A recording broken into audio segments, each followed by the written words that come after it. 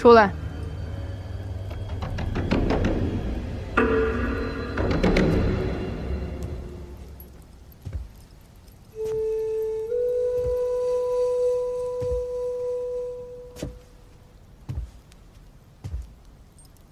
是你。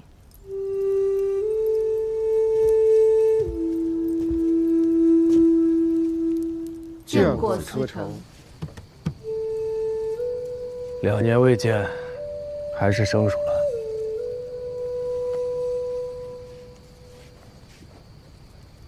岭南乃蛮荒之地，何事劳烦司臣屈尊前来？云清，跟我回长安吧。孔老帮如今已运转自如，我也找到了接替你的人选。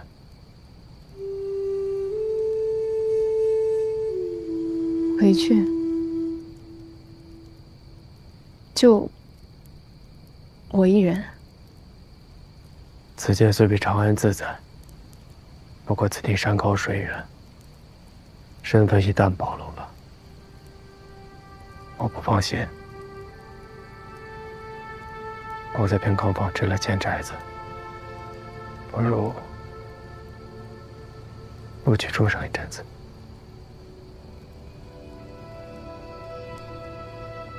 那之后，便不再是孔老先生。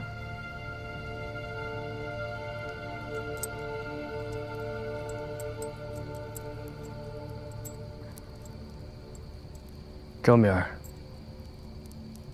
你留下。北面，你与某一起回长安。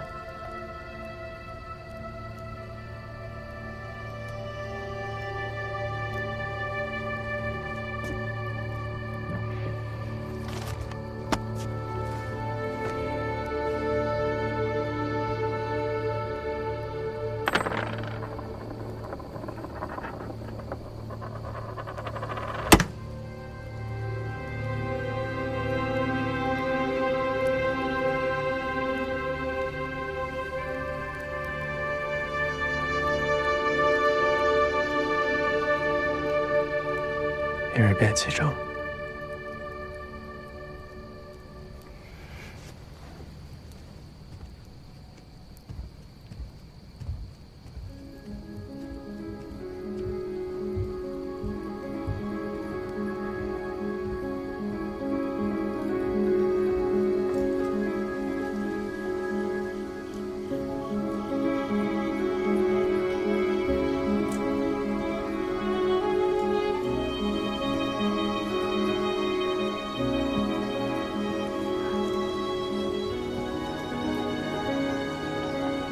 如决定好了，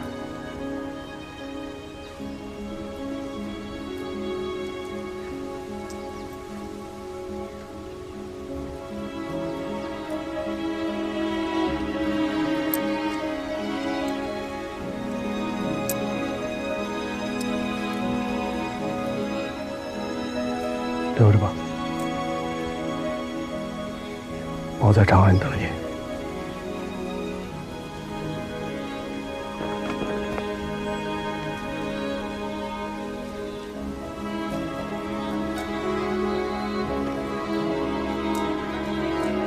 如若未回，事成之后，我便来岭南接你。你等我。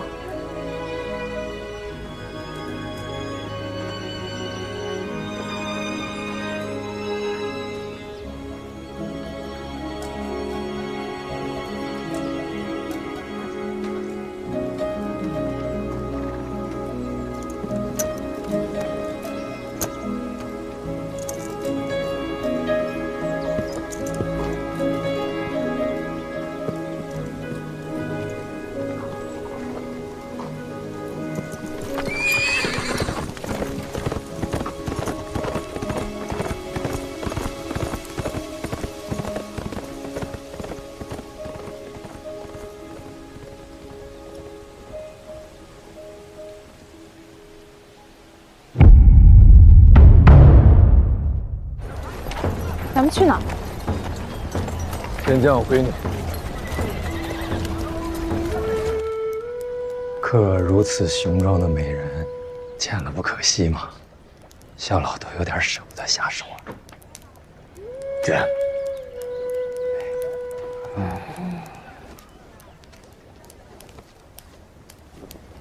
我家秀不喜欢看我的潦草样。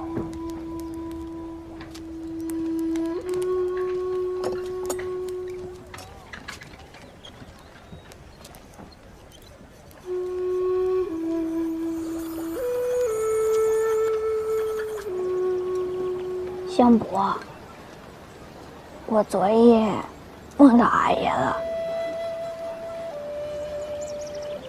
阿爷他胡子长了，两鬓多了白发，一脸尘土，比在长安时憔悴了许多。他就站在绣房外面。不管我怎么叫阿爷，他都不答应。我再叫，他便不见了。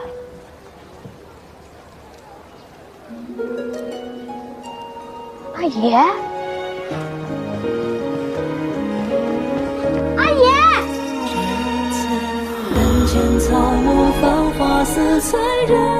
秀儿。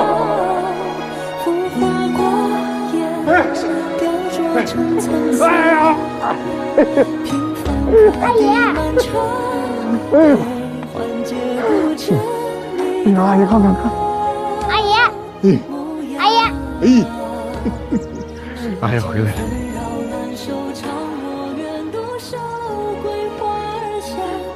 阿爷白发多了，跟秀儿梦里一模一样。想阿爷没？日日都想，桂花树还没有开，阿爷就回来了。阿爷啊，哎呀，怕秀儿想着心疼，我就在梦里问这桂花树，我说你什么时候开啊？他说再等些日子。我说等不了，那秀儿等不了啊，我得回去看秀儿去。哎呀！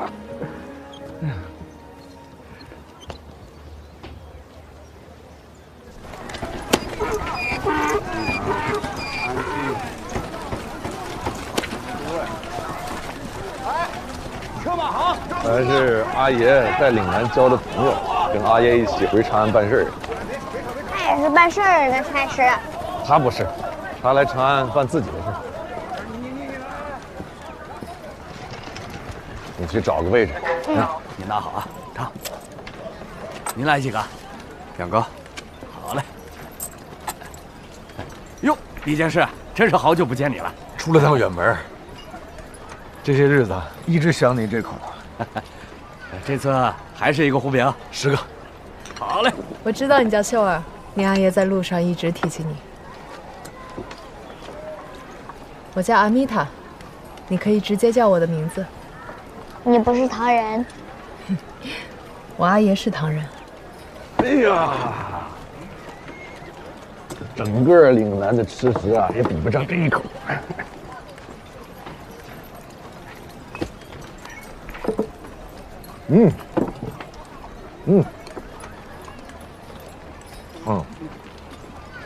是吧？阿爷在岭南收到你寄的壶饼，可把阿爷馋坏了。哼，你绣的又那么好，阿爷啊，是看得见吃不着，干着急。我让阿爷望饼止渴，阿爷怎么还责怪秀儿来？没怪啊，绣得好，绣得好，绣饼充饥，绣得好。李监事，您的汤匙。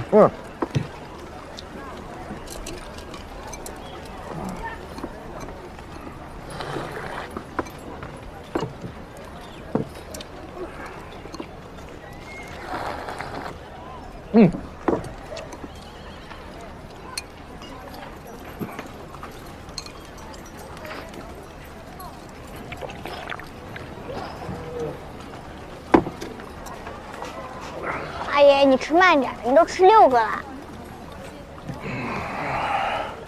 这一路上颠的3魂7魄，归位了。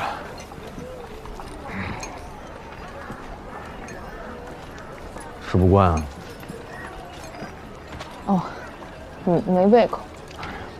这长安的卖面呢，这是绝味，特别是这家店，你看，里边是羊肉馅儿啊，掺上姜末跟碎芹，再撒上丁香粉，绝味啊！啊，别浪费了。带上。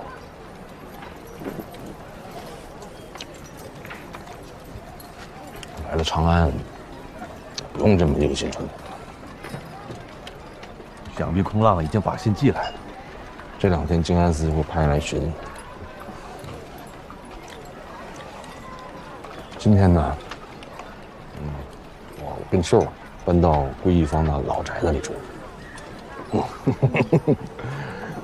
我那个租的房子呢，你要不嫌弃，你就先将就一下。你肯把房子借给我住，谢还来不及呢。尝尝。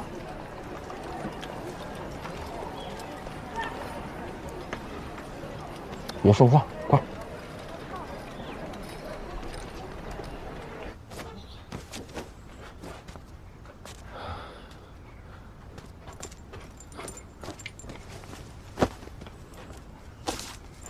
哎，你那边再来点，来，遮住了啊！张叔，哎呀，那就辛苦你们了啊！哎呀，你忙你的，政事甭管。这回来没说上2句话，还忙去吧，忙去。行，那我先走了啊。等我户部办完事儿，我去老宅找你们。记住了啊，你是主人，阿米塔是客人，你好好招待人家。阿爷都回来了，还不陪我？阿爷这差事是以时辰相敬，我早些回来给你编花篮。看你有几分诚意，别准你1天假吧。哎，热，走了。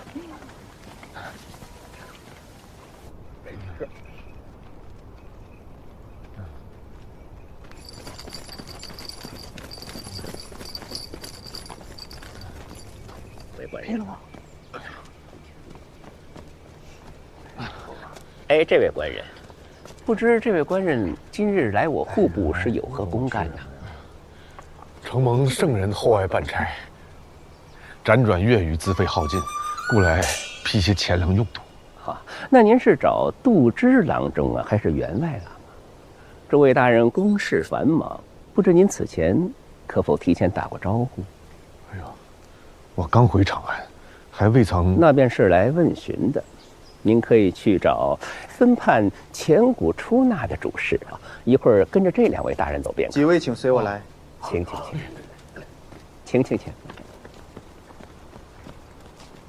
是要喝的。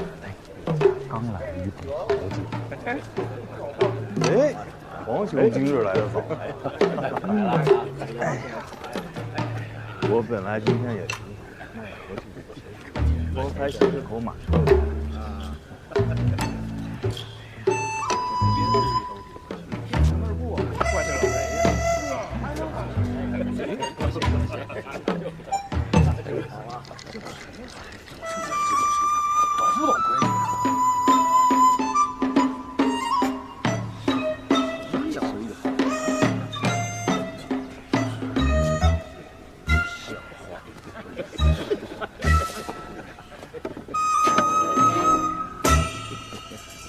这位东差，这户部日是这光景吗？这位兄台看着有点面生了啊，某是第一回来。哦，看得出来，此时才到，连交物都不曾备。今日啊，这算是人少的了。今日能排上吗？能，你且安心排着。我看今日顺遂，等待会儿排到了，你把札子交上去，然后呢，再仔仔细回了主事的问话，或许明日你便能得偿所愿。哎呀，这今日办不完吧？倘若你清早排在首位，啊，手脚利索，所办之事呢又不是很难，或许1日之内能把事办完。哎，不够，还得恰逢当值的主事啊，开心。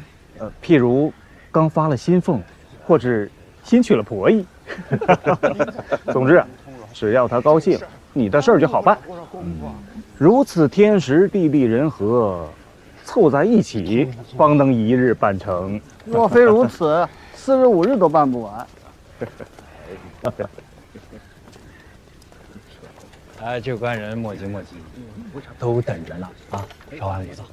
这是宫里来的。哎，这整的是熙熙攘攘的，户部就出一个人，一个出纳主事，他不能多出几个人，分担一下吗？分担。这户部自尚书往下，再到侍郎，再到郎中及员外郎，再至度支司一众官员，各在其位，各司其职。你倒是想让谁来分担？是郎中，还是员外郎？啊，不敢不敢，那些官人我也没资格求见。所以嘛，既然如此，不如随遇而安。那各位同臣都知道这种情况，今天来的为什么这么迟啊？咱们在各自的衙署内，那必然是整日正襟危坐啊，稍有不慎便会被上司诟病，哪有在这儿待的轻松自在呀？正是如此啊，与其起早贪黑一日办成，不如分作3日。说是时运不济啊，期许得办个4日5日。哎，放在上司眼里啊，咱们这是在为公事奔波操劳啊，日子也就轻轻松松过去了。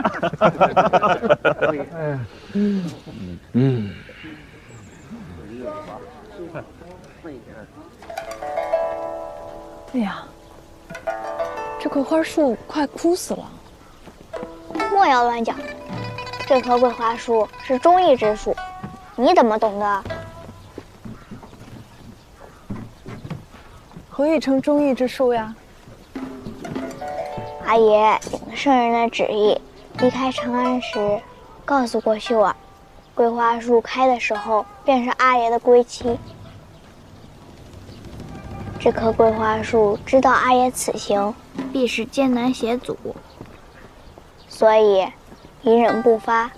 他是想给阿爷多争取些时日，好让阿爷在秀儿面前不做个食言的人呢。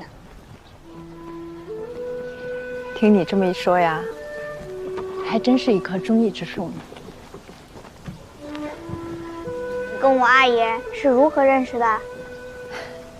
你阿爷呀，刚到岭南的时候坏了我的生意，把岭南搅得鸡飞狗跳的，想不认识他都难啊。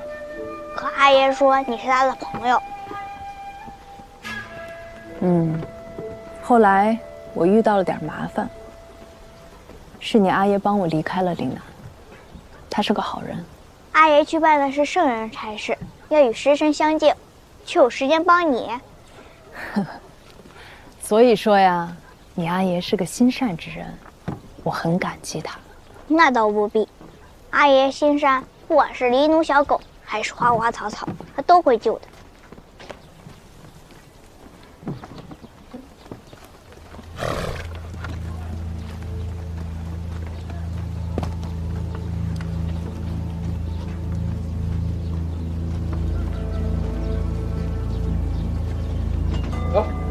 大家呢？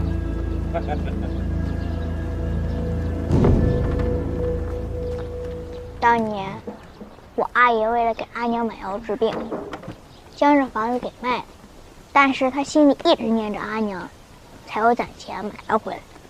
你看，这桂花树就是我阿娘亲手种的。如今像你阿爷这样重感情的人，可真不多了。他也就是舍得对我和阿娘好，对别人他抠着呢。阿爷靴底有了破洞，他舍不得丢，还与我说这叫天不知地知，人不知我知。还有，每次买桂花糕，他总是举棋不定，夹着比来比去。其实他早就挑好了，那是这咱那些散落的桂花糖呢。哎呀，能有这般算计的也只有你阿爷了。不过，他虽是简朴了一些，但确实是个有心之人呢。他攒钱不都是为了给你吗？他不止抠啊，他年纪也太大了。年纪大又怎么样了？像他这样的无邪之人呐，可不常见呢。况且经历了世事，还还能保持一颗赤子之心？我发了，不与你闲谈了。是李善德回来了。我瞧见有人往那宅子里搬东西，但是没瞧见李善德。倒是看见一女子，那屋子里好像还有李善德那闺女。女子。石新娘，那是我们施了功德跟李善德，才能保他梅开二度，重回长安。要抓紧这次机会，把欠的福报如数收回才好，不然的话，恐怕他将福报散耗在女人身上了。说的正是。他有钱找女人，自然也该有钱把欠咱们的还了。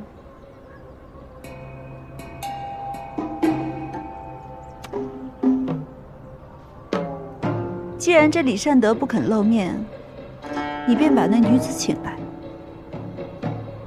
我要与他好好谈上一谈。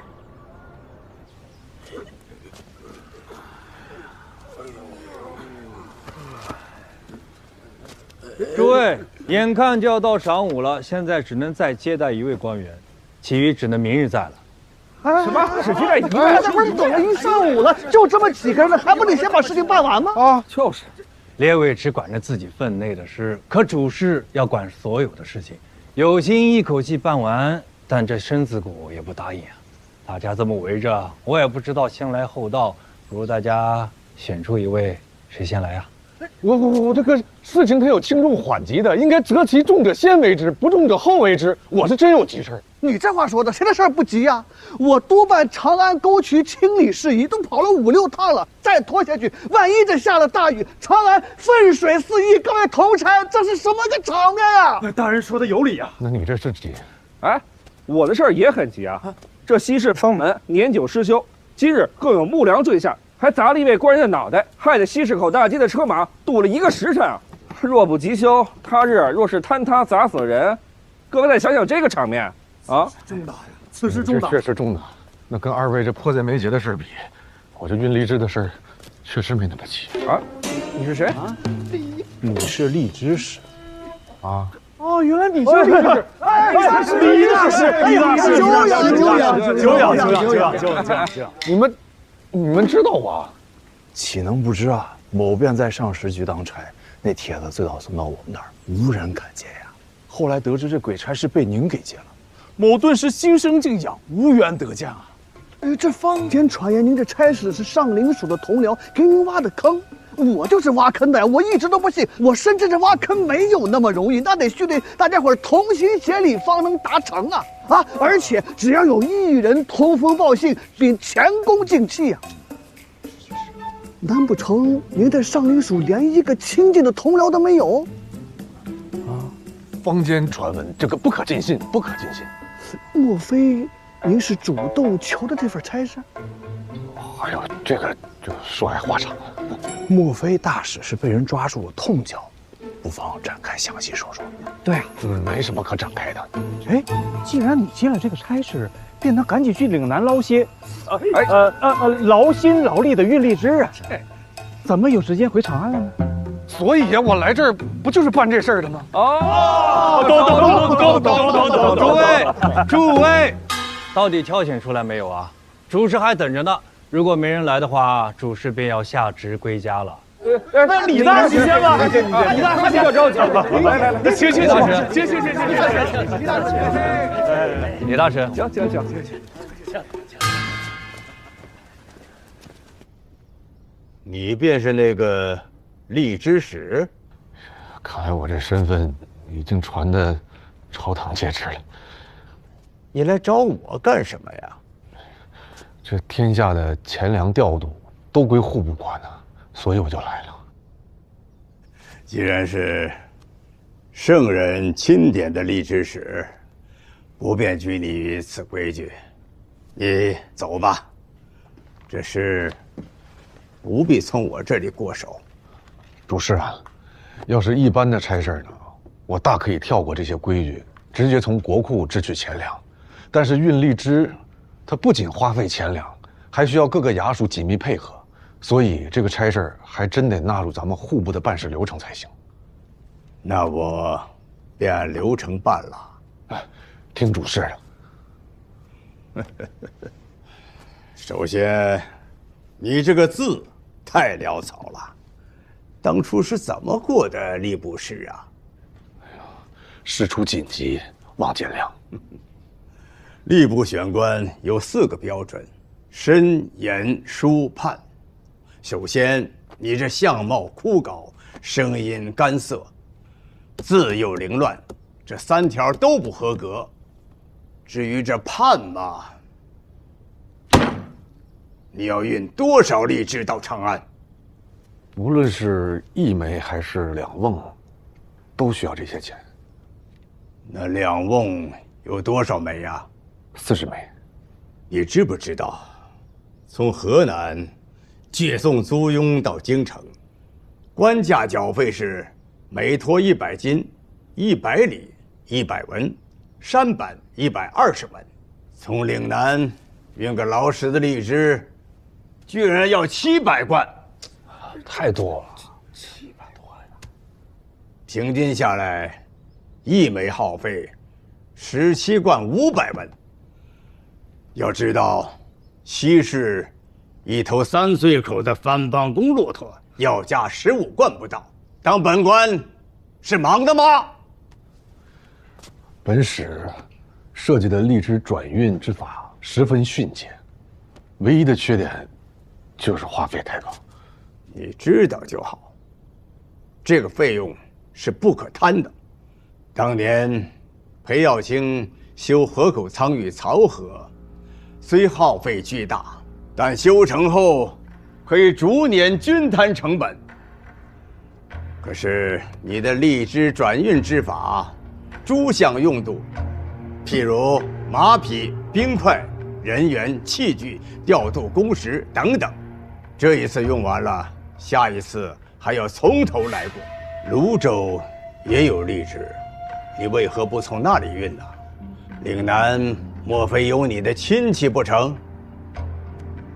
是圣人钦点要岭南的荔枝，我是遵旨办事情。你是遵旨，我是照章办事，这钱不能批。主事，我在岭南已经奔波月余，呕心沥血，我已经说服那些商人自愿报销，不劳朝廷真出钱。左手省了钱，右手就得免税，最后都是商人得利，朝廷负担。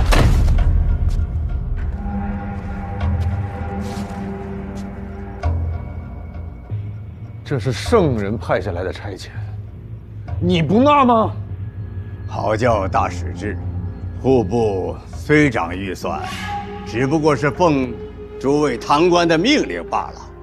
你去药铺里抓药，总要医生开了方子，才好叫柜台伙计配药，不是？有了中书门下的判押，本主事定会尽快办理。主事方才不是说圣人钦点，不必拘泥这些规矩吗？李大使，方才我说无需过手，是你口口声声要按流程办。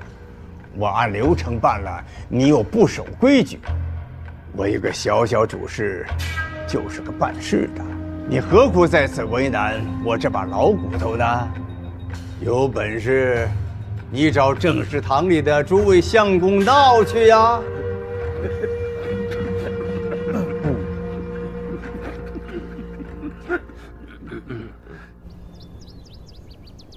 左相，据云清所言，何有光已将此女手中的证据销毁殆尽。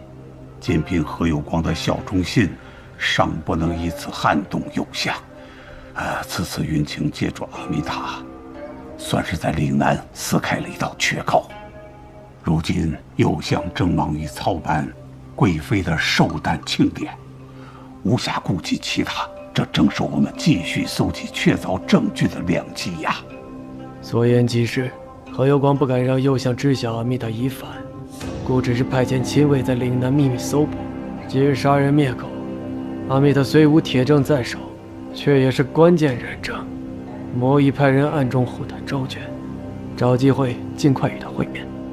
某与右相彼此制衡对峙已久，也到了肃清奸佞、匡扶朝纲的时候。当今朝堂上趋炎附势，见风使舵之徒不在少数。所幸有左相的风骨支撑大局，我大唐江山方能尚存一线希望。速速传信给云清，告知他时机已至，务必做到谋定而后动，不可有丝毫闪失。走了，香，乖乖跟着阿爷回来。啊，谢谢阿王。哎，这真乖。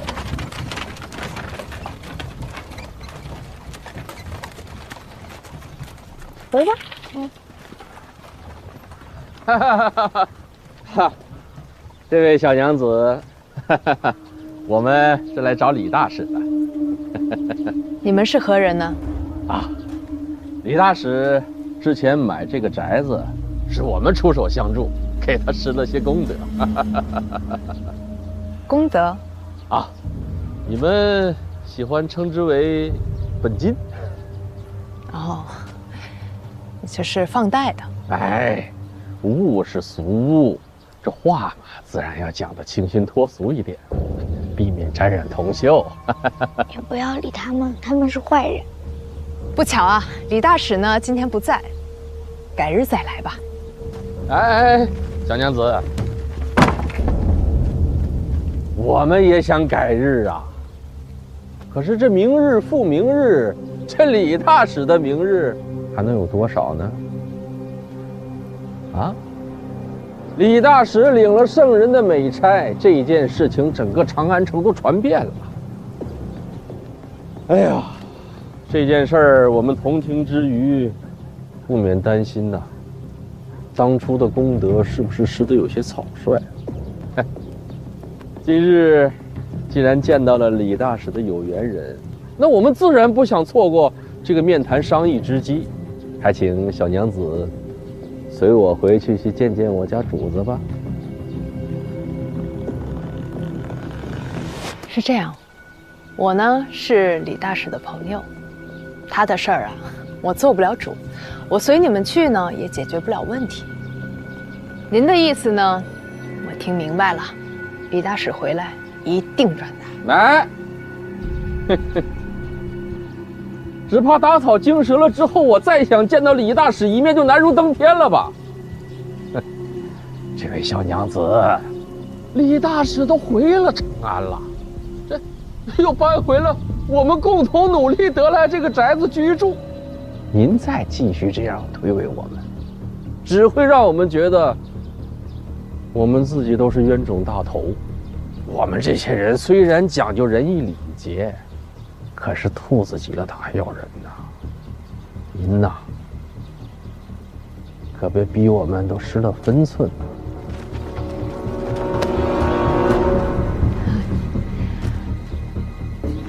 都是生意人嘛，和气生财啊。随你们前去便是。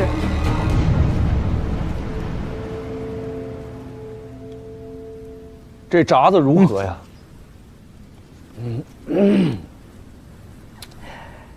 这事儿，你应该去找这专判出纳的主事啊。我去了，我刚从那儿回来。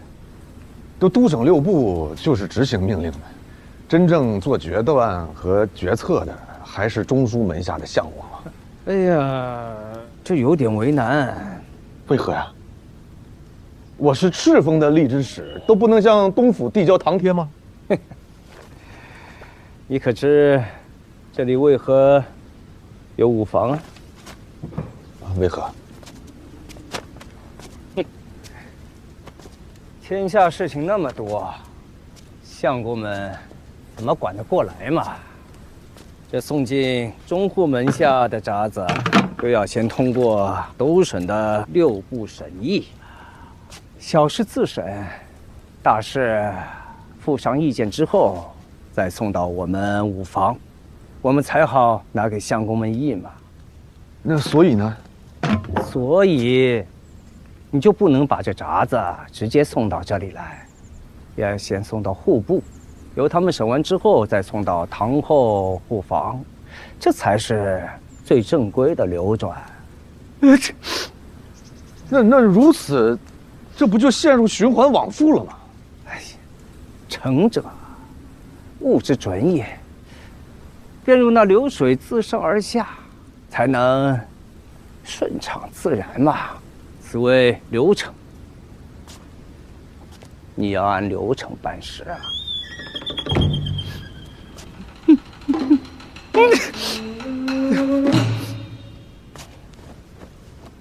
哎，刚洗过，刚洗过。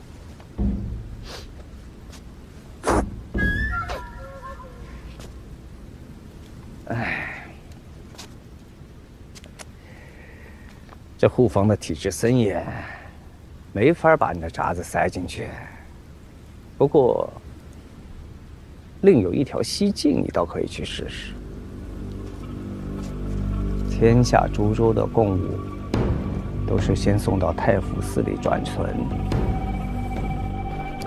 吏治的事情，你找他们就没错了。你明天再去吧，今天这光景，你赶过去，他们马上就要下职了。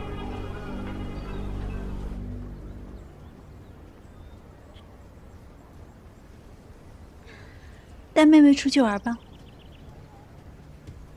随我来。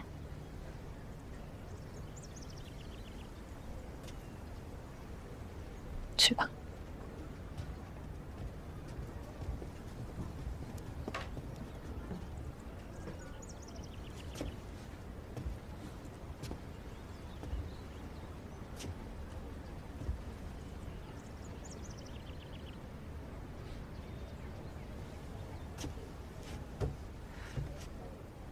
说吧，这强行把我们俩请来，肯定有什么要紧事吧？妹妹看着像是爽快人，那我就直说了。你那新来军李大使从我这里借了150贯，买下那归义坊的宅子，可这钱一旦带出去了，他便接了个死差。到了6月初1。恐怕要与我们阴阳两隔了。我放贷是为了赚钱，不是为了做善事，所以今日请你来，就是想说，既然回了长安，就把欠我的钱都先还了。既是放贷，便有契书啊。李大使若是没有按期还钱，那是他的冤。若是姐姐不按规定收钱，那就是你违约了。做生意不按规矩，怕是到哪儿都站不住脚吧？按规矩办事也不是不行，只是这规矩嘛，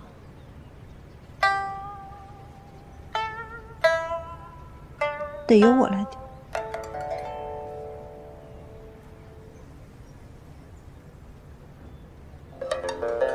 我既然敢在这长安城放贷，自然有百种办法把钱要回来。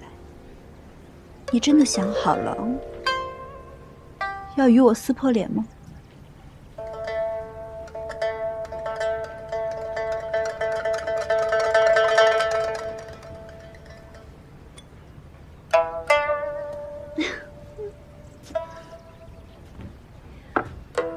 ？6月初1之前，李善德是圣人钦点的吏支使，你就算是撕破脸了，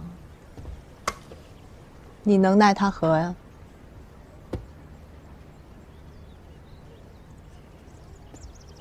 所以你们是笃定了，不还钱了吗？他在岭南啊，还真拿到钱了，而且他把这钱全数都投在了荔枝转运的实验上。他拿着钱换的是他活命的机会，所以他此番来了长安，一拿到批文，便可以完成荔枝转运。姐姐你就不必担心了。这6月初1，他死不了。